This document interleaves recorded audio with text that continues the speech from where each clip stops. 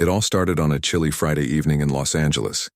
The stage was set for another episode of Real Time, the talk show that had become infamous for its sharp humor, bold opinions, and sometimes controversial takes.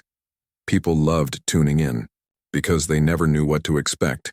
Would it be laughter, heated debates, or awkward silences? But tonight something felt different. There was a buzz in the air, an unspoken tension that hinted this episode might go down in history. The guest list for the night included Jasmine Crockett, a name that had been making waves across the country. She wasn't just any politician. She was a former criminal defense attorney who had seen firsthand how broken systems could crush lives. Her rise to fame came not from playing it safe, but from speaking truth to power. Whether it was calling out injustice or pushing back against unfair policies, she didn't shy away from tough conversations. And now, here she was, sitting across from Bill Maher, one of the most polarizing figures in late-night television. Bill Maher, known for his quick wit and even quicker comebacks, often walked a fine line between comedy and controversy. His jokes about race, religion, and politics had earned him both fans and critics. Some admired his willingness to tackle taboo subjects, while others accused him of using humor as a shield to disguise prejudice. Tonight's topic promised to stir the pot. Is systemic racism still a thing? It sounded like a loaded question, and everyone knew it. As the lights dimmed and the audience settled into their seats, anticipation filled the room. People whispered excitedly, wondering how this matchup would play out. Would Jasmine hold her ground, or would Bill's charm disarm her? Cameras panned over the crowd, capturing eager faces ready for entertainment, or maybe even enlightenment. When the opening monologue wrapped up, Bill introduced Jasmine with a mix of curiosity and mischief in his voice. "Ladies and gentlemen, please welcome Congresswoman Jasmine Crockett," he announced, gesturing toward her as she walked onto the stage. Dressed in a sleek yet understated outfit, she carried herself with confidence, smiling warmly at the cheering crowd. As she took her seat, there was a brief moment of small talk, the kind meant to ease nerves before diving into heavier topics. But beneath the surface, both knew the real battle was about to begin. For Jasmine, this wasn't just another TV appearance. This was personal. Growing up in Texas, she'd faced challenges that many couldn't imagine. From witnessing inequality in her own community to fighting for justice in courtrooms, her life's work revolved around dismantling barriers that held people back. Sitting here today, she understood the weight of the platform she had been given. Millions of viewers were watching, not just to see a debate, but to hear someone speak for those whose voices often went unheard. On the other side of the table, Bill seemed equally aware of the stakes. He thrived on stirring up discussions that made people uncomfortable. To him, these moments weren't just about ratings, they were opportunities to push boundaries and provoke thought. Yet deep down, he must have sensed that Jasmine wouldn't be an easy opponent. She wasn't there to trade barbs or score cheap points. No, she came prepared to educate, challenge, and inspire. As the conversation began, the atmosphere shifted. What started as casual banter quickly turned serious. Bill leaned forward, flashing his trademark smirk, and posed the question everyone had been waiting for. "So let's get straight to it. Do you really think systemic racism is still holding us back as a society?" The room fell silent. Even the usually restless audience hushed, sensing that this exchange was about to take a dramatic turn. Jasmine paused for a moment, letting the gravity of the question sink in. Then, with a calm but piercing gaze, she replied, "Let's break it down, shall we?" And just like that, the stage was set for a showdown that no one would forget anytime soon. Little did the audience know, they were about to witness more than just a heated discussion. They were about to see history unfold right before their eyes. As Jasmine leaned forward in her chair, the energy in the room shifted. Bill Maher had just thrown out his opening salvo, a question that seemed casual, but carried a lot of weight. "Do you really think systemic racism is still holding us back as a society?" he asked, his tone light, almost dismissive. It was classic Maher, posing a loaded question with an air of skepticism. leaving just enough room for him to later claim it was all in jest, if things got too heated. For a moment, Jasmine didn't respond. She let the silence stretch, letting the audience sit with the question. Her calm demeanor contrasted sharply with the tension in the room. You could almost hear people holding their breath, waiting to see how she'd counter his provocation. Finally, she spoke, her voice steady and deliberate. "Let me ask you something," she said, turning the tables on him instantly. "When you say systemic racism, do you actually understand what that means? Or are you using it as a buzzword to fit your narrative?" The audience murmured softly, sensing the shift in dynamics. Maher's smirk faltered for a split second, but he quickly recovered, leaning back in his chair. "Well, I think we've made progress," he replied, shrugging casually. "Look at where we are today compared to 50 years ago. Isn't it time we stop blaming everything on racism and focus on personal responsibility?" Jasmine didn't flinch. Instead, she nodded slowly, as if giving him space to make his point before tearing it apart. "Progress. Sure, there's been progress," she agreed, her tone measured but firm. "But progress doesn't mean perfection. Just because we've climbed a few rungs on the ladder doesn't mean the ladder isn't still broken." She paused, letting her words sink in before continuing. "Let's talk about what progress looks like for many people in this country. A black child born today is more likely to live in poverty than a white child. That same black child will go to underfunded schools, have fewer opportunities, and face discrimination in hiring, even when they're qualified. Tell me, Bill, does that sound like progress to you?" Maher squirmed slightly in his seat, clearly unprepared for her directness. He tried to deflect, waving a hand dismissively. "Okay, but come on," he said, chuckling nervously. "We can't keep acting like every problem in the world is because of racism. People need to take ownership of their lives, too." Jasmine raised an eyebrow, her expression sharp but controlled. "Ownership? You want to talk about ownership?" She shot back, her voice rising just enough to command attention. "How about we talk about who owns what in this country? The average black family has 10 cents for every dollar owned by a white family. 10 cents, Bill. Is that because they lack ownership of their lives? Or is it because generations of policies have systematically kept them from building wealth?" The audience stirred uncomfortably. Some clapped quietly, while others exchanged glances, unsure whether to laugh or listen intently. Maher attempted another joke, hoping to lighten the mood. "Well, maybe they should start investing in Bitcoin," he quipped, forcing a grin. But Jasmine wasn't having it. She leaned in closer, her gaze locking onto his. "That's exactly the kind of thinking I'm talking about," she said, her tone cutting through his attempt at humor. "You can't joke your way out of this. Systemic racism isn't just about individual actions. It's about structures, laws, policies, practices that have been in place for centuries, designed to benefit some groups while leaving others behind." Her words hit hard, and even Maher seemed momentarily stunned. He fumbled for a response, trying to regain control of the conversation. All right, he said, holding up his hands defensively. "I get your point, but don't you think constantly pointing fingers at the system creates a victim mentality? Doesn't that hold people back?" Jasmine shook her head, visibly frustrated but composed. "Calling out injustice isn't creating victims, it's acknowledging reality," she countered. "And until we acknowledge that reality, nothing changes. Ignoring the problem doesn't make it go away, it just buries it deeper." By now, the audience was fully engaged. Gone were the polite chuckles and scattered applause. They were hanging on every word. Some people nodded along with Jasmine, while others looked conflicted, perhaps realizing for the first time how flawed Maher's argument sounded when challenged directly. Maher, sensing he was losing ground, tried one last attempt to pivot. "Look, I'm not saying racism doesn't exist," he said, attempting to backtrack. "I'm just saying we shouldn't let it define us." Jasmine sighed, her frustration evident but tempered by patience. "It doesn't define me," she said simply, "but it does shape my reality, and the reality of millions of others. And pretending otherwise doesn't help anyone."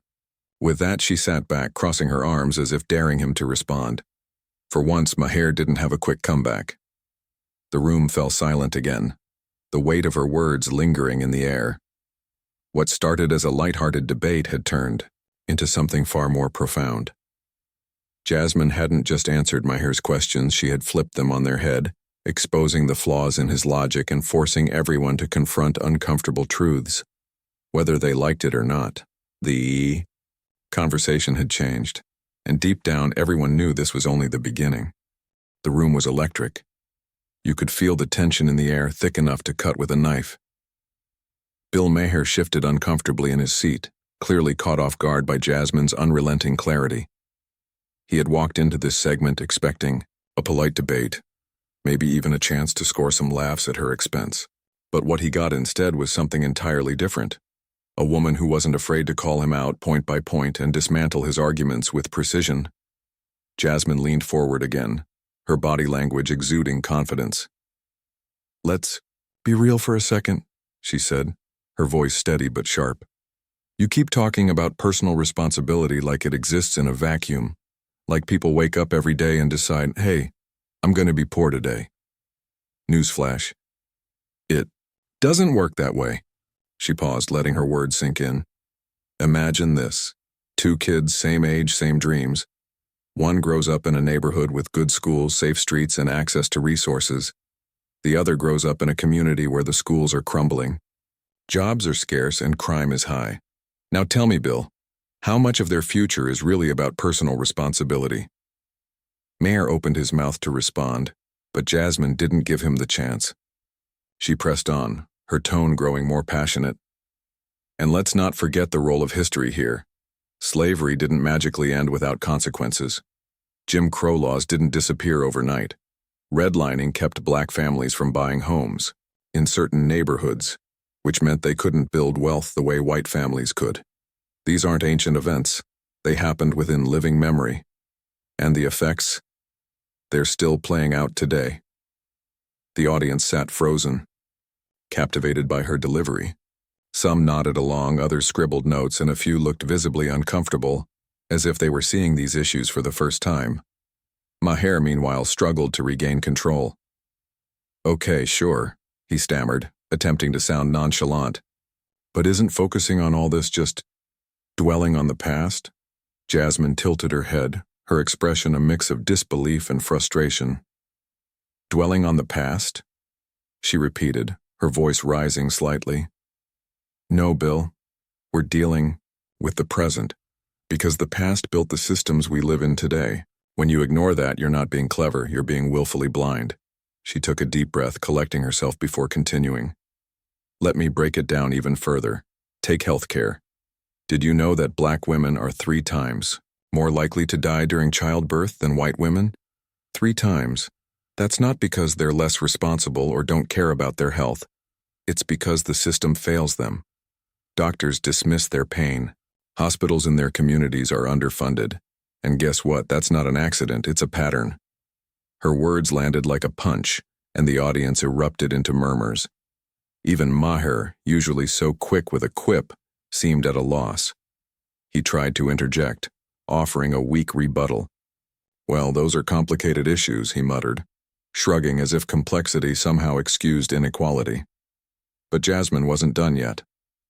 If anything, his attempt to downplay the problem only fueled her fire. "Complicated?" she echoed, raising an eyebrow. "It's not complicated when you see the data. It's not complicated when you hear the stories. What's complicated is ignoring the truth because it makes you uncomfortable." She leaned back in her chair, crossing her arms as she surveyed the room. "And that's the thing, isn't it? For a lot of people, racism feels like someone else's problem. As long as they don't have to deal with it, they can pretend it doesn't exist. But here's the reality. It affects all of us. It shapes our economy, our education system, our justice system. Pretending it's not there doesn't make it go away, it just makes it worse." The audience was spellbound. People exchanged glances, whispering to each other as they processed what they were hearing. Some clapped softly, while others sat in stunned silence.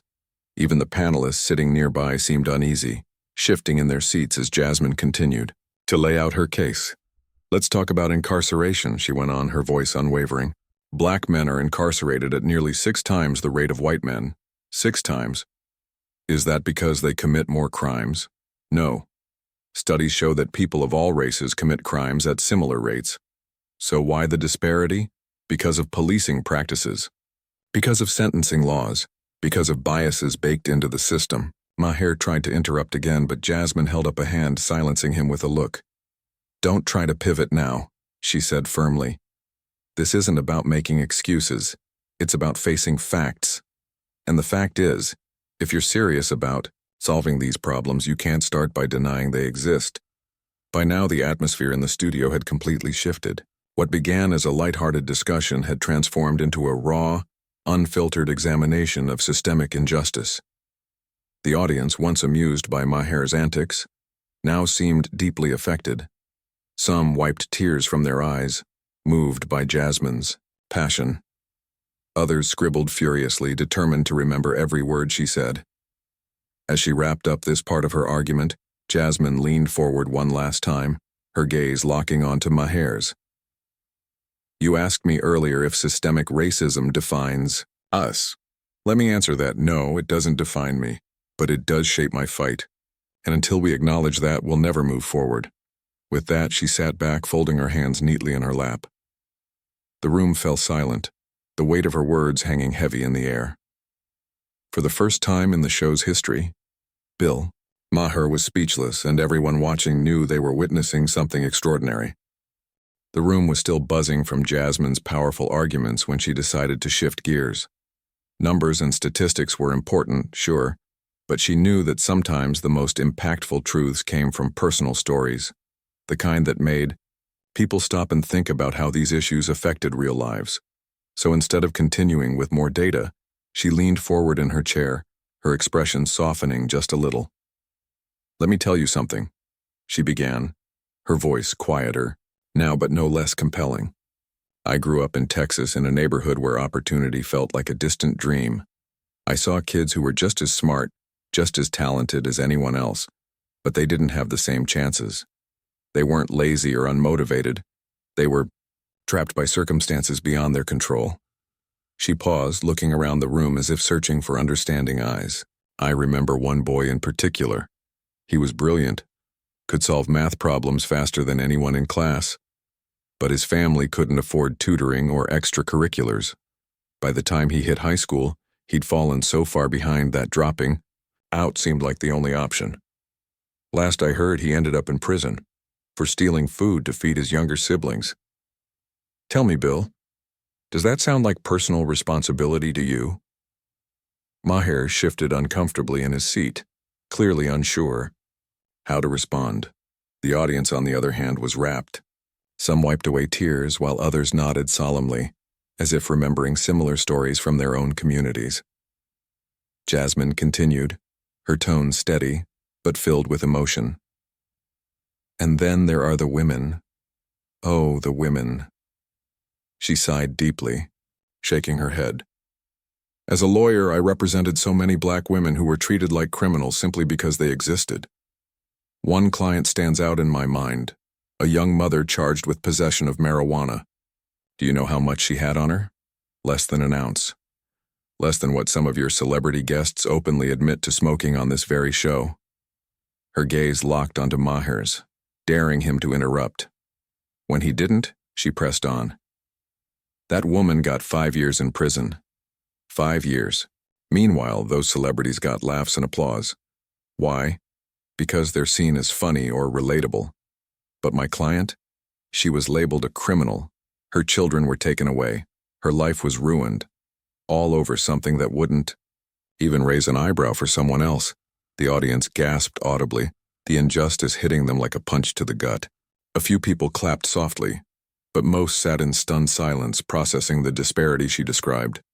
Even Maher, usually quick to defend himself, seemed hesitant to speak. Jasmine wasn't done yet. And let's talk about policing, she said, her voice rising slightly. How many times have we seen videos of unarmed black men being killed during routine traffic stops? How many mothers have buried their sons because someone decided they looked suspicious? And don't even get me started on qualified immunity, the legal loophole that lets officers walk away without consequences. She shook her head, visibly frustrated but determined to keep going. These aren't isolated incidents. They're symptoms of a larger problem. And pretending otherwise doesn't help anyone. If anything, it makes things worse. At this point, the audience was fully on her side. People were nodding vigorously, murmuring agreement, and exchanging knowing glances. It was clear that Jasmine had struck a nerve, not just with Maher but with everyone in the room. Sensing the shift in energy, she took a moment to address the crowd directly. "You know, I've been where some of these people are," she admitted, her voice softer now, almost vulnerable. "When I was younger, I watched friends get arrested for minor offenses, things that would barely register for others. I saw how the system worked against them, pushing them deeper into cycles of poverty and incarceration, and I swore to myself that if I ever had a platform, I'd use it to speak up." Her honesty resonated deeply with the audience. Some people stood up, applauding her courage, while others simply sat quietly, absorbing her words. Even the panelists, sitting nearby, seemed moved, nodding along as she spoke. Finally, Jasmine turned back to Maher, her expression firm but not unkind. "Bill, I'm not here to attack you personally," she said, her voice calm but resolute. "But I am here to challenge the narrative you're trying to push. You can joke all you want about racism being a thing of the past, but the truth is, it's alive and well. And until we acknowledge that, we'll never be able to fix it." Maher, clearly rattled, tried to laugh it off. "Well, I appreciate the passion," he said weakly, forcing a smile. But the audience wasn't buying it. For once, his trademark humor fell flat, drowned out by the gravity of Jasmine's words. As the segment drew to a close, the room erupted into applause, not polite clapping, but a thunderous ovation that echoed through the studio. People rose, to their feet, cheering for Jasmine as she sat calmly in her chair, her expression a mix of exhaustion and triumph. What had started as a debate had become something far greater, a reckoning. Through her personal stories and unwavering determination, Jasmine had exposed the cracks in Maher's arguments and forced everyone to confront uncomfortable truths. Whether they liked it or not, the conversation had changed, and it was clear that her impact would linger long after the cameras stopped rolling. As the applause died down, Jasmine leaned back in her chair, her chest rising and falling with the weight of everything she'd just said. She wasn't out of breath. Her delivery had been calm and measured, but the emotional toll was evident. It was as if she'd poured a piece of her soul into that room, and now the audience was left to grapple with what they'd heard. Bill Maher, still reeling from the intensity of the exchange, tried to steer the conversation back to safer ground. All right, he said, forcing a chuckle that sounded more nervous than amused. "Let's open this up to the audience. Any thoughts?" What happened next surprised everyone, including Jasmine. A woman in the front row stood up, clutching the microphone like it might slip through her fingers. Her voice trembled slightly as she began to speak. "I'm a teacher," she said, looking directly at Jasmine. "And I see this every day. My students, they're smart, curious, full of potential, but they don't have the same opportunities as kids in wealthier districts. Their schools are overcrowded, underfunded, and understaffed, and most of them are black or brown." She paused, taking a deep breath before continuing. "It breaks my heart because I know how hard they try, but no matter how much effort they put in, the odds are stacked against them. So when people say racism is over or that it's all about personal responsibility," she shook her head, tears welling up in her eyes. "It's not true. Not for them." The audience erupted into applause, many people rising to their feet. Jasmine smiled warmly at the woman, nodding in solidarity. "Thank you for sharing that," she said softly. "Stories like yours matter. They remind us why we can't afford to stay silent." But the woman wasn't done. "And another thing," she added, her voice stronger now. "We talk about education reform, but we never address the root causes. Why are these schools underfunded in the first place?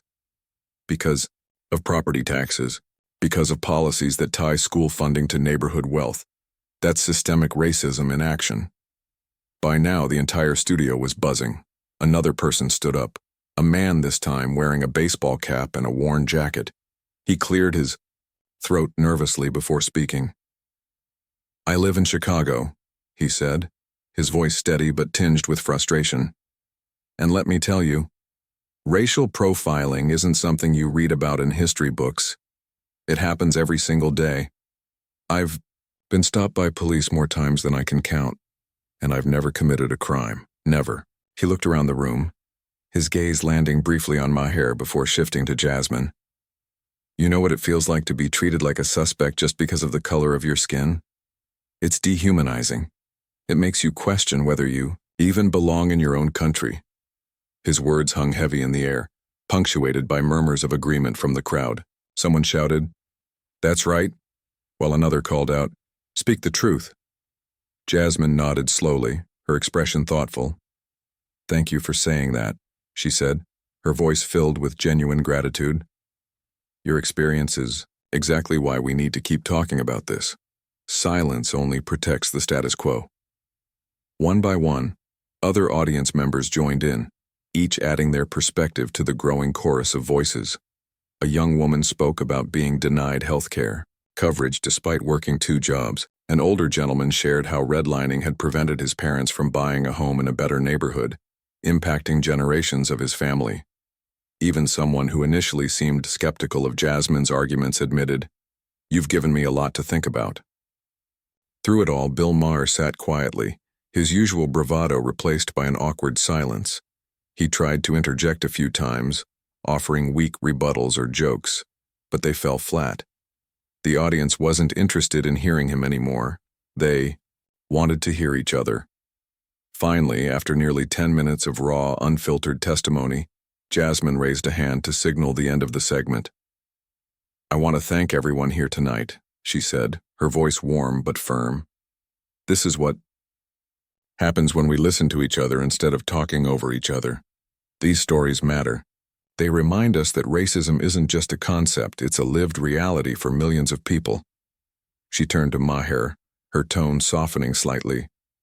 "And maybe that's the real issue, Bill.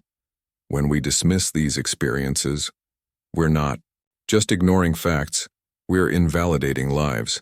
That's why conversations like this are so important." For once, Maher didn't have a snappy comeback. Instead, he simply nodded, his expression unreadable. Whether he agreed or not didn't matter anymore. The audience had taken ownership of the moment. As the cameras cut to commercial, the energy in the room remained electric.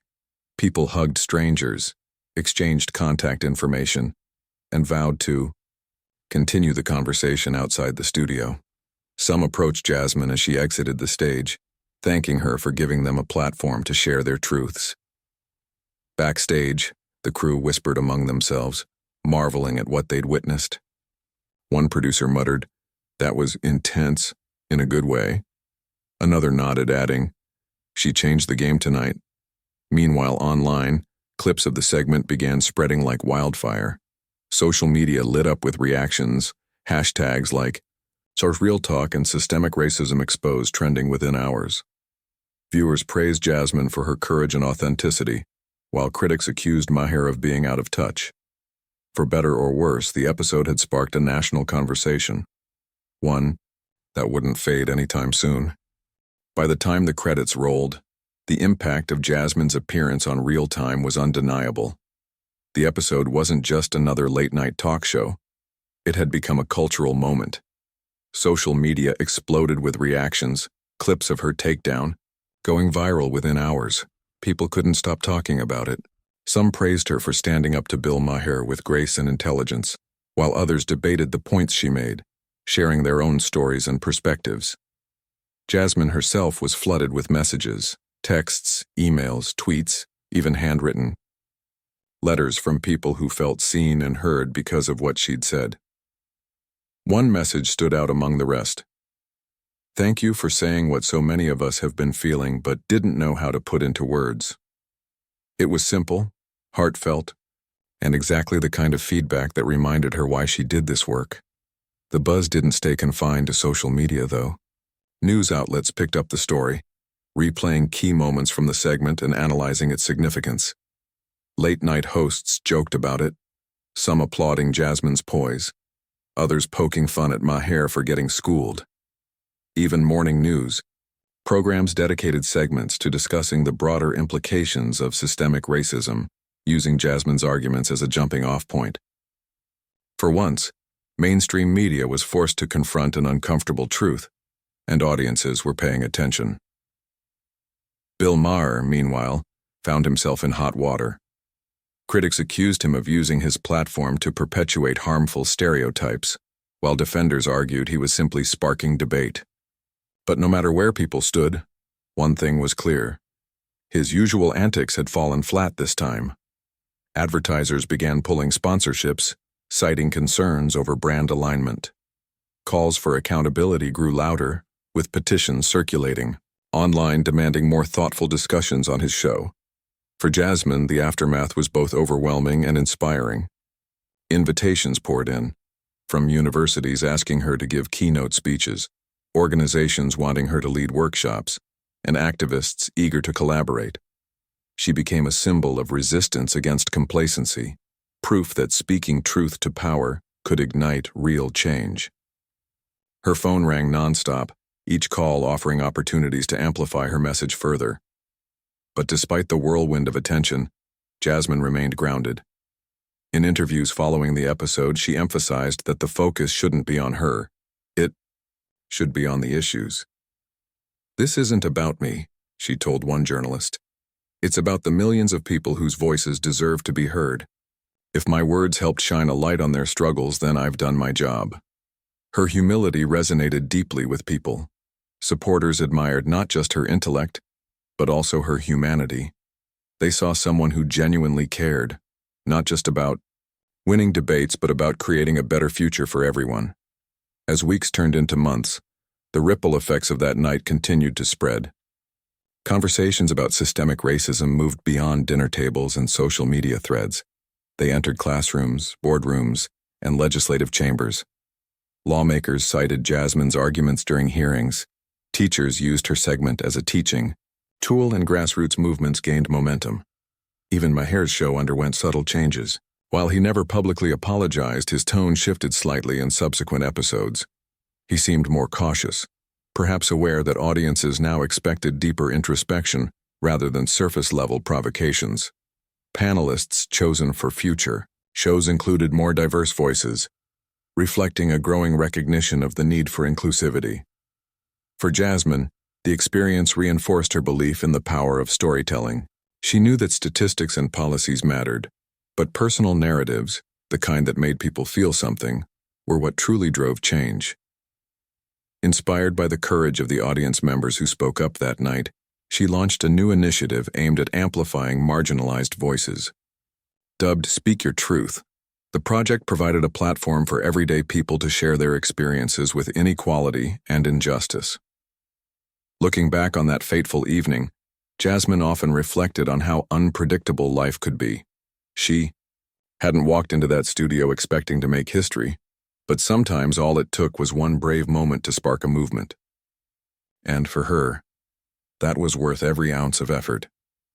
In the end, the legacy of that night wasn't just about exposing flaws in Maher's narrative or challenging societal biases. It was about hope. Hope that honest conversations could bridge divides. Hope that acknowledging pain could lead to healing. And hope that together people could create a world where equality wasn't just an ideal, but a reality. As Jasmine stood on stage at a rally months later, addressing thousands of cheering supporters, she smiled to herself. That single appearance, on Real Time, had been a turning point, not just for her, but for countless others ready to fight for justice. And though the road ahead would undoubtedly be long, she knew they were moving in the right direction, one courageous step at a time.